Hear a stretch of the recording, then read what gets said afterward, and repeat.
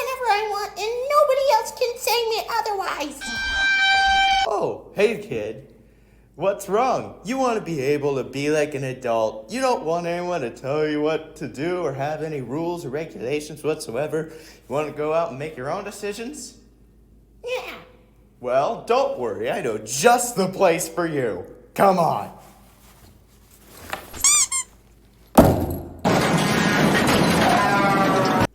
Here you go, kid. Here's all your stuff and here's some bills. Welcome to the real world.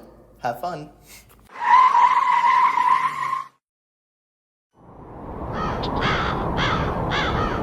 I think the best way to start this whole thing off is by saying that I tend to learn things the hard way. Now, I'm 18 years old, graduated high school early, have a full-time job, and am on my way to college in the fall. Safe to say, I'm in a pretty good position right now, but it wasn't always like that. Especially not that time I spent hours trying to get $20 just so I could freaking wash my own clothes in order to survive. Well, let's not get ahead of ourselves. It was a little over a year ago since writing this script, during, I think, February of 2024.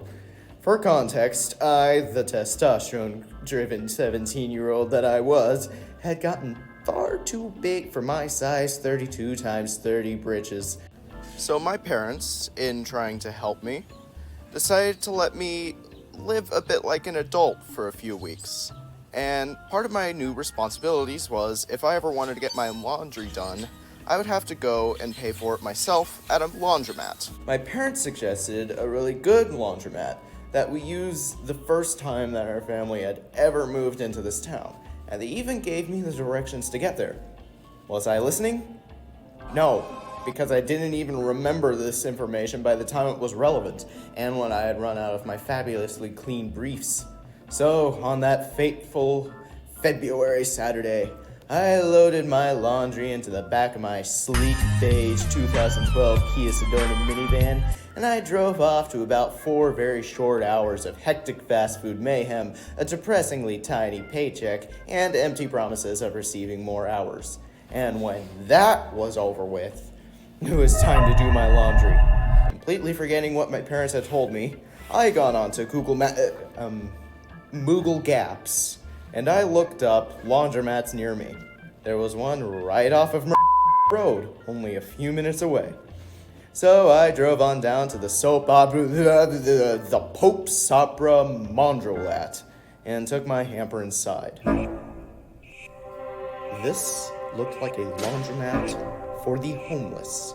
Half of the machines were left over from the Bronze Age. The fake green leather was peeling off of the benches, and there was this giant stain covering about 20 square feet of the floor. If you could even call it a floor, because it was that slab of concrete that you see beneath actual floorboarding.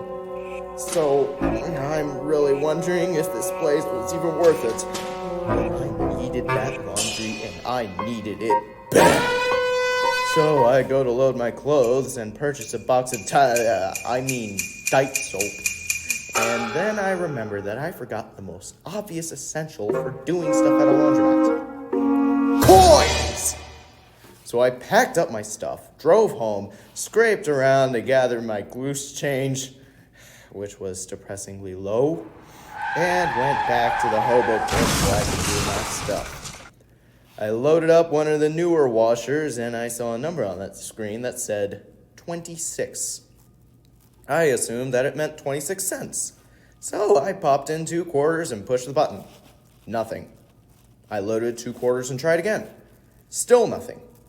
It had been a really long day. I was tired, frustrated, and immature, so I thought it would work if I gave it the old whack treatment. But all that achieved was drawing everybody's attention towards the angry teenager. A pair of older women came over and asked me if I was fine. Now embarrassed and humiliated, I explained my predicament to them, but as I was speaking, I noticed that the number on the screen had dropped. It wasn't 26 cents, it was 26 quarters. They ask you how you are, you just have to say that you're fine when you're not really fine, but you just can't get into it because they would never understand. $6.50, which probably doesn't sound like much, But I'm freaking broke right now, and most of my money was on my debit card. Not to mention that I had to split my laundry into 2 loads, so I'd have to do another cycle anyways. And even if I used the $2 Babylonian artifacts, I still wouldn't have enough coins to finish. And I couldn't go home and try another day either, because I'd already poured a box of the freaking Dike soap in there, so I had to finish the job. So I go down the hallway. By the way, the building was laid out like this, and I found a coin machine, but it only accepted $5 and $1 bills. I had none. So I go to this desk further down, and I ask if there is anything that would take my card in return for some change. There was nothing. But the lady at the desk told me that there was an ATM across the street from a McDonald's that was across the street. I walked away, but all my stressed little mind could remember was, across the street, McDonald's. Very cautiously, I go outside, hoping that nobody was going to steal my laundry, which seemed pretty likely at this point. Sure enough, there was a McDonald's across the street. That particular road was presently empty, so I could cross on foot if I was careful. Thus, I passed the homeless guy smoking outside the laundromat. Gee, inhaling that must be great for my post-cancer lungs. And I sprinted over to the McDonald's. I'm just standing there in the middle of the parking lot when it finally occurred to me. I'd never been broke before. I don't know what an ATM looks like. Well, the guy pulled up to me and I asked him where the ATM was. After judging my level of intelligence for about 3 seconds, he told me that the ATM wasn't at the McDonald's. It was across the street from the McDonald's. He pointed to a dinky little gas station on the other side of Road, which, if you don't know, is an active highway. So I couldn't just walk over there unless I wanted to die that day. So I got in the car, which for some reason I had been trying not to do, and I drove over to the gas station. Thankfully, I didn't have to look for long in that tiny little 3 square foot floor plan store, which was about as nice as the laundromat, because right next to the door was a big machine labeled ATM. I go over to it and I insert my card. The smallest that it can give me was a $20 bill, which, don't get me wrong, that's plenty enough to pay for my laundry, but the coin machine would only accept 5s and 1s. So I approached the counter for help. I'm not kidding. This guy looked like he was straight out of a movie scene, but not concerned with the fact that he was like 8 times my size. I asked my question as politely as possible. Hello, sir. May I please exchange this for 4 $5 bills? Nah, we don't have any 5s. Well then, could I just get 21s? We don't have any 1s. Well then, could I just get any, bear claws? What do you think this is, a Weird Al music video? I can give you 2 10s. No, but thanks for the offer. Also, when I was in there, I noticed that one of the shelves was packed with tiny little oblong boxes, advertised with pictures of Bob Marley. I can't say for certain what they are, but chances are it had something to do with weed, so, that was fun. Hey guys, it's Joel here. So, I decided I would try looking up the Bob Marley thing I was talking about just to see if I could remember it, and I found it, and it is it's definitely weed related. So I have that on my browser history now, so yay! I finally returned to the Pope's Opera, exhausted and defeated.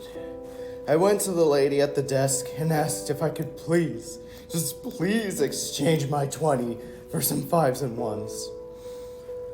Ah, that dear sweet lady. She did me a real solid that day. Instead of making me take any extra steps, she just led me over to the coin machine, unlocked it, gave me $20 worth in quarters. I gave her plenty of gratitude and finally started up the washers. And as they did their stuff, I just sat down on one of those ancient benches and played some good old Harry Potter Magic Awakened. Then it was time to load the stuff into the dryers. And when that was done, I went to grab my clothes, and they were still sopping wet. In fact, it continued to be like this to the point that I had to run the dang dryer more than 5 consecutive times just to get my clothes remotely dry. In the meantime, I decided to go down to the other side of the building, which was this, peak gaming area for entertaining the Laundromat customers. I wasn't gonna pay any of my good hard-earned money to play any of those games, so I just stood there and I watched some guys playing pool. They didn't know how the game worked. And I'm not joking. I was just watching them in silent agony as they kept trying to put the black 8-ball into the pocket before the other balls. And as much as I would have loved to set things straight that day, they didn't speak any English, and to be honest, my Spanish is pretty terrible, so I would have insulted them if I tried. Whoa. No negro. No negro. Negro, it goes last.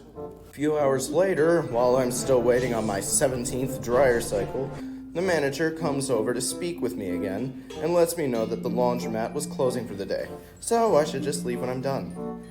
I checked the time. It's 7 o'clock at night. I left work at about 1, maybe 2. It's pitch black outside. A woman and her daughter were trying to get in, but the place was already locked up, so they couldn't. Well, I mean, only from the outside, thankfully, because I was able to leave as soon as the dryer was finished. And thus, I went home, tired, exhausted, and with my laundry still 10% damp. Safe to say, I never went back to that laundromat again. In fact, the next time that I needed clean clothes, I went down to the place that my parents had recommended. Way better, actually had options for people who used cards. But God was able to use that day as a way of showing me how little I knew of the real world at the time. In fact, it was one of the many, many things throughout that year that he used to improve my character greatly. In fact, I'm in a much, much better state now, and don't worry, I've been doing my laundry at home for quite a while now. Yay. But as bad as that was, I don't think it could ever match the sheer terror I felt being a 4-year-old assaulted by a flock of angry prehistoric murder birds. You can check that out if you want to. I guess you could like and subscribe. I don't really care, but make sure to stay tuned for more of my traumatizing life stories, a few comedic shorts, and even this insane Epic the Musical animatic that I've been working my butt off over since September. But until then, get out.